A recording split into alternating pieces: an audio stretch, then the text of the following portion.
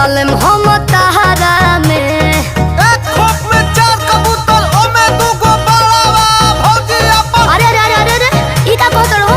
तो तू का करत रे?